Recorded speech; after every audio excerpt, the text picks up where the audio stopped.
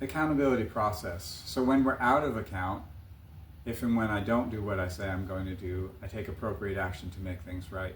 So I'm going to share a few things about our accountability process. And this is something that if you are out of account, a way to help bring yourself back in. So there are 7 questions that we ask in our accountability process, and it's important to really answer them clearly and without extraneous material. Okay? So the first one is, what did you say you were going to do? What's the agreement? What's the commitment? What's the contract? I said I'm going to do X at this time on this date. Okay? And you might have more material about that, but what did you say you were going to do is the first thing. The second thing is, what did you actually do? What actually happened?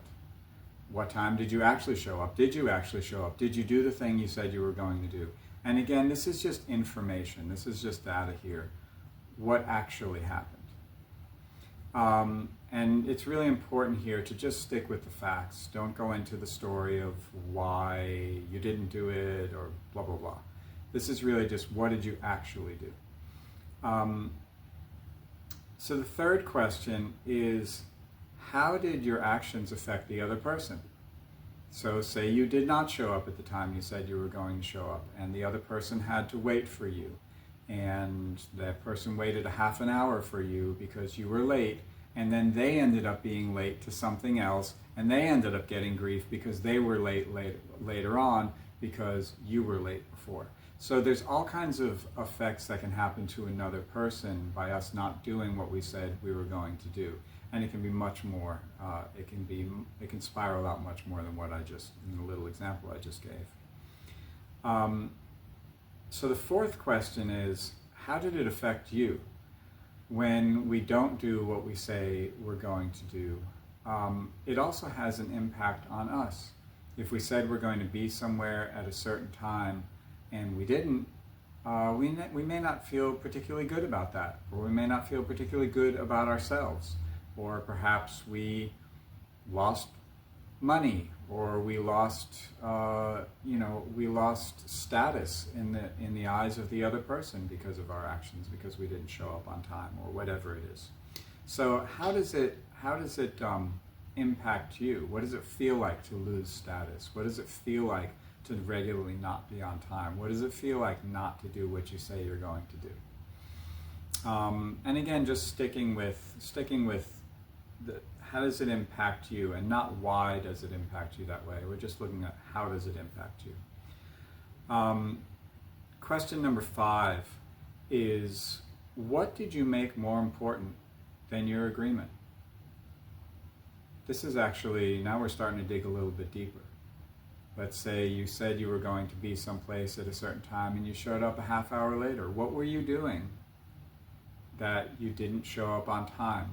Of course, occasionally things happen where there was a traffic accident in front of you and you got stuck in traffic and you couldn't get there. Those things do happen, but very often when we're late, it's not because there was a traffic accident. It's because we did something, that we prioritized something else other than the meeting, other than the agreement, other than the contract that we had. We prioritized ourselves more than the other person in some way. And this is actually really critical, to look very clearly at, what did you make more valuable than what you said you were going to do in that moment? Again, the answer to this question isn't a why, it's not a story. The answer to this question is usually pretty simple. What or who did you make more valuable than the thing you said you were going to do? Question number 6, and this we start to go a little deeper, is, what's the story or the idea or the belief that you're holding that allowed you to act that way? So if you regularly show up 30 minutes late for something, what's your story about that? Do you have a story perhaps that you are more important than the other person? Maybe you're always late when you meet with women, but you're on time when you meet with men. What's the story that you have about that? Maybe you show up on time to work, but you don't show up on time with your friends. Why is that? What's going on inside of you that leads you to behave in that way? And all of us have ways that we do these kinds of things. I've certainly had a long period in my life where I prioritized myself and I thought I was more important, whatever it was I was doing, than the other person who I was supposed to be there on time for. And I used to be regularly late. And now in my life it's much more important to me. It's much more important that I show up on time, that I show up early, and it shows respect to the other person. And for me, I was having a lack of respect for other people and their time. Question number 7 is, what do you need to do to make things right? So there may be a piece of this that relates to your contract, that relates to your agreement, that relates to the commitment.